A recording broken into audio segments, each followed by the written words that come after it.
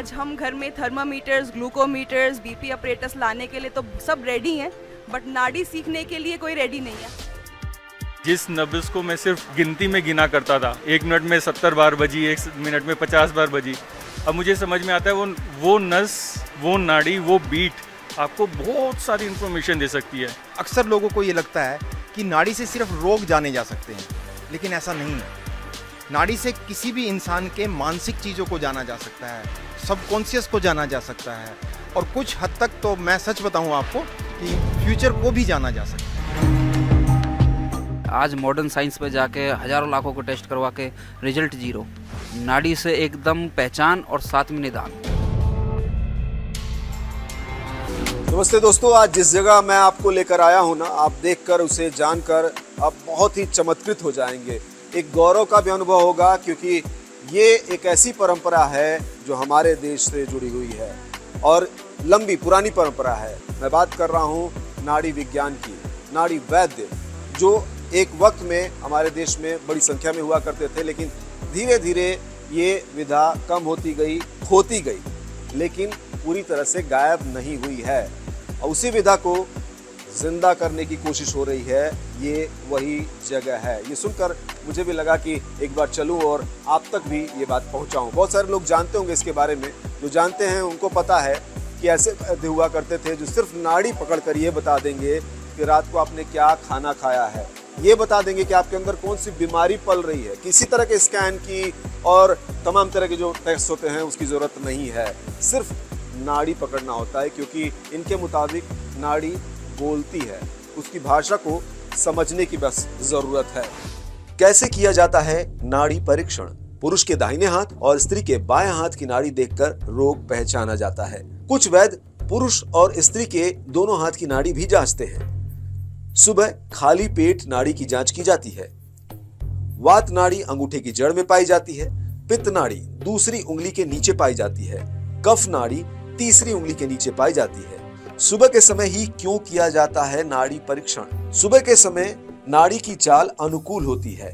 ऐसे में खाली पेट रहकर नाड़ी जांच कराने से रोग की सही पहचान हो पाती है।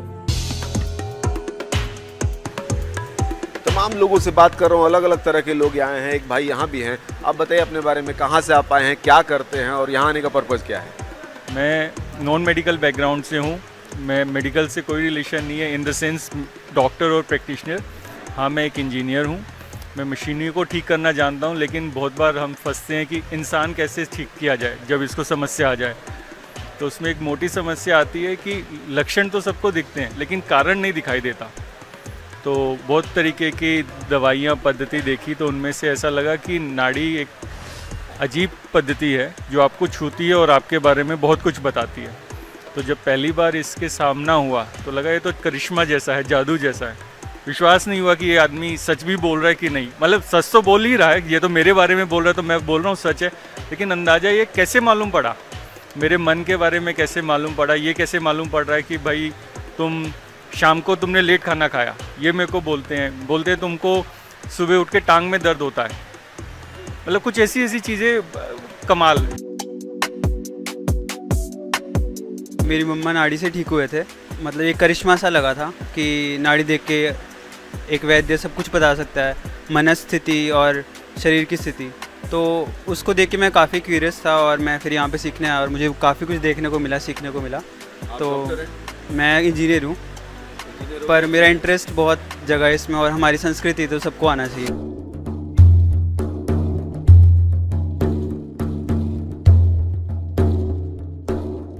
इतना पैशन है लोगों का कि मुझे एक साथी ऐसे भी मिले यहाँ पे जो बेल्जियम से आए हैं, आंध्रा के रहने वाले हैं, लेकिन इनका पैशन ज़बरदस्त है। What is the reason to come over here? I understood it's one of the key technique to understand everyday health. So I tried to find some teacher across India. So I found many online sessions, but this is one of such practical session which I would like to join. So you can practically feel the pulse. यहाँ पे 3 दिन का एक जो अभ्यास हुआ, यहाँ पे वर्कशॉप हुई, वो मैंने अटेंड की और इनको 2-3 साल से फॉलो कर रहे थे, अजीत सिंह यादव जी को। इनका नाम सुना भी हुआ था, नाड़ी विज्ञान में काफ़ी फेमस हैं ये, तो देखना था कि कैसा रहता है और काफ़ी अच्छा प्रैक्टिकल अनुभव रहा। तमाम लोगों से बात करते हुए ये लग रहा है ना कि पूरी तरह से एक मिशन बना हुआ है यहाँ पर, और जो एक बात उठी थी कि ये विधा खोती जा रही है तो उनको जिंदा करने और आगे करने की कोशिश लगातार चल रही है। मेरे साथ डॉक्टर सलोनी यादव हैं। हेलो मैम, आपसे मैं ये जानना चाहूँगा कि आखिर क्या वजह रही कि आप तो यंग हैं, आप बहुत सारी चीज़ें और भी कर सकती थी, लेकिन आपने आयुर्वेद को चुना और आयुर्वेद के साथ साथ नाड़ी विधा को जो है जन जन तक पहुँचाने की मुहिम में आप आगे बढ़ रही हैं। वजह बताइए।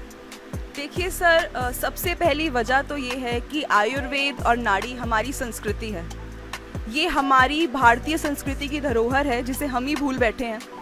आज हम घर में थर्मामीटर्स, ग्लूकोमीटर्स, बीपी अपरेटस लाने के लिए तो सब रेडी हैं, बट नाड़ी सीखने के लिए कोई रेडी नहीं है। हालांकि सच्चाई तो मैं आपको बताऊं तो ये है कि आजकल जनरेशन से अगर आप नाड़ी के बारे में बात भी करेंगे तो उन्हें शायद ही कुछ पता हो।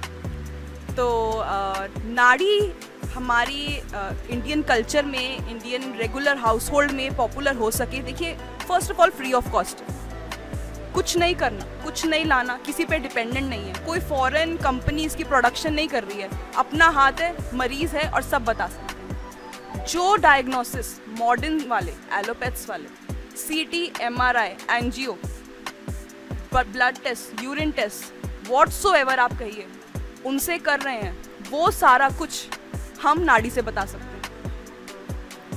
आप मानेंगे नहीं, जो अल्ट्रासाउंड से चीज़ें हम जान सकते हैं। फॉर एग्जाम्पल, अगर कोई बच्चा गर्भ में भी है, हालांकि ये प्रैक्टिस हम करते नहीं, अलाउड भी नहीं है, बट जेंडर आयुर्वेद के अकॉर्डिंग बच्चे की प्रकृति क्या है, जो बच्चा भी जन्मा भी नहीं है उसकी प्रकृति बाय नेचर वो कैसा होगा, उसकी बॉडी कैसी होगी, उसकी साइकोलॉजी कैसी होगी, ये भी हम बता सकते हैं। बच्चा कितने महीने का है ये भी बता सकते हैं। सारा कुछ नाड़ी के द्वारा जांचा जा सकता है। ये भी संभव है कि किसी व्यक्ति का नाड़ी देख के वो किस प्रवृत्ति का है, मतलब हिंसक है, साधारण है, इमोशनल है? ये तो बात हुई प्रकृति की।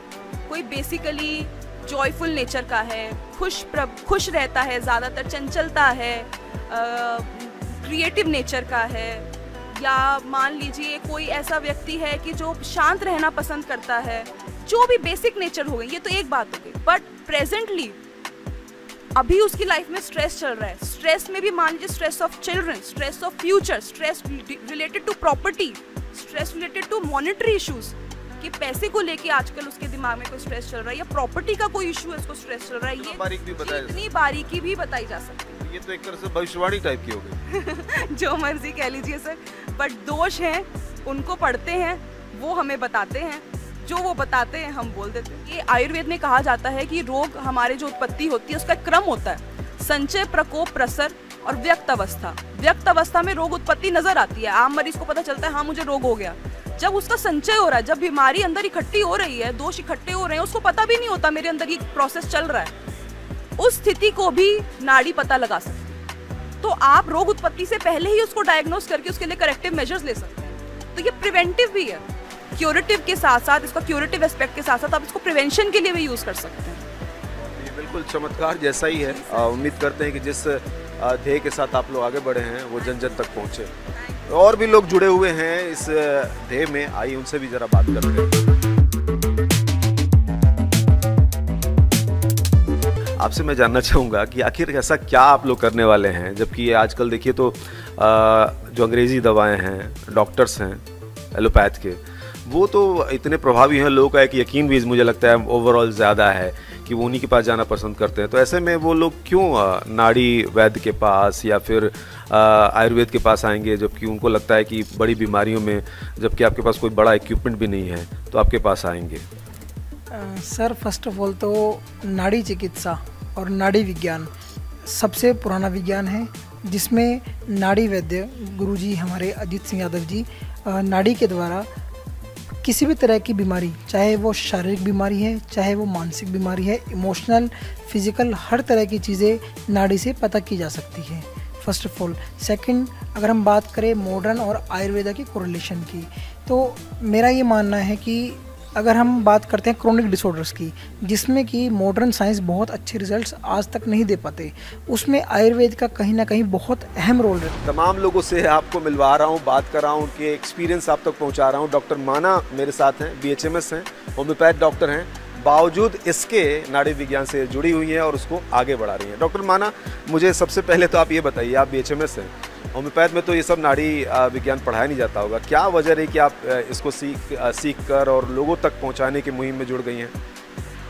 Being a homeopathic doctor and being a part of a family जिसमें नाड़ी विद्या इतना अच्छी तरह सिखाई जा रही है एंड प्रैक्टिस की जा रही है, मैं बहुत लकी फील करती हूँ अपने आप को कि मुझे इतनी क्लोजली इसको देखने का मौका मिला है। कैसे आप लोग इसको बढ़ाने की सोच रहे हो कि कैसे जन जन तक पहुँचे? मुश्किल नहीं लगता है कि आज के टाइम में जहाँ मॉडर्न साइंस, मेडिकल साइंस जो है इतना आगे बढ़ा है और लोग उसी को पसंद भी कर रहे हैं, मैं देखता हूँ, मतलब अगर संख्या की बात करें तो ज़्यादातर जो है एलोपैथ डॉक्टर बहुत ज़्यादा हैं, तो ऐसे में आप लोगों का ये मुहिम लग रहा है कि लोगों तक, एक एक व्यक्ति तक पहुँचेगा, ये वर्कशॉप जो चली अभी? जी, हमने जब शुरू किया था हमने यही सोचा था कि हम घर घर तक इसको कैसे पहुंचाएं, तो हमने एक ट्रस्ट अपनी बनाई, हील इंडिया ट्रस्ट, जो हमारी जो विभिन्न हमारी जो संस्थाएं हैं उसका एक पार्ट है, और जो घर घर पहुंचाने का जो हमारा जिम्मा है वो हील इंडिया ने लिया है।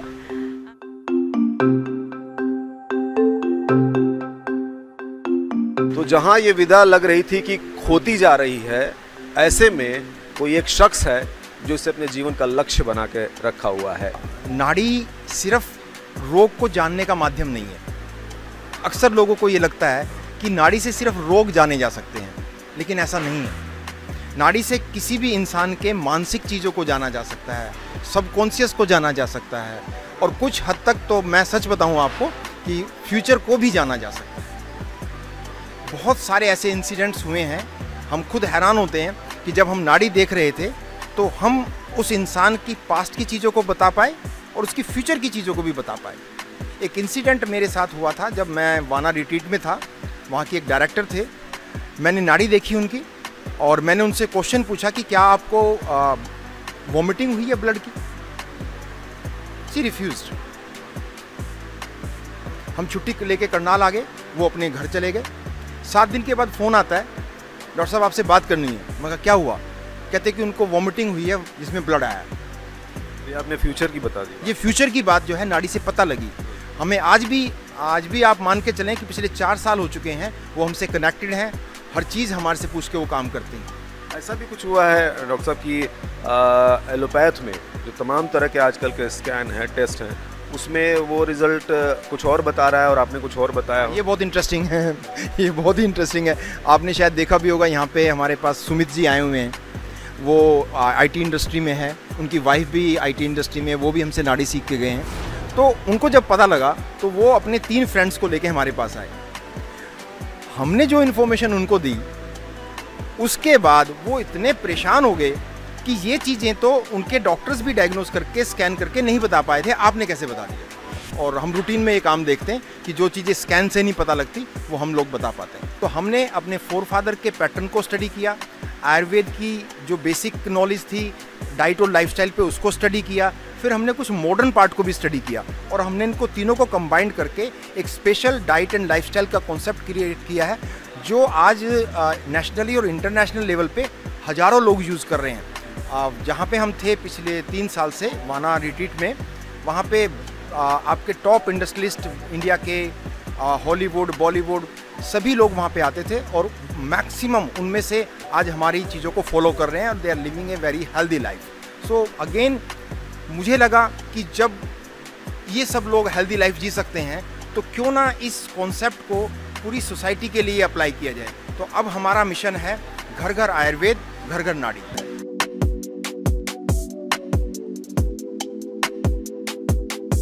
बड़ी बात है ना कि अगर इस तरह की कोई कला है पुरानी, हमारी अपनी परंपरा से जुड़ी हुई, शिव की से शुरुआत मानी जाती है इसकी, अगर वो है तो उसे आगे बढ़ाया जाए और साथ ही साथ और भी जो पैथ हैं उन सबको मिलाकर एक साथ लेकर, और जो ध्येय है कि इंसान को स्वस्थ बनाना है, देश को स्वस्थ बनाना है, उस दिशा में कदम बढ़ाएं।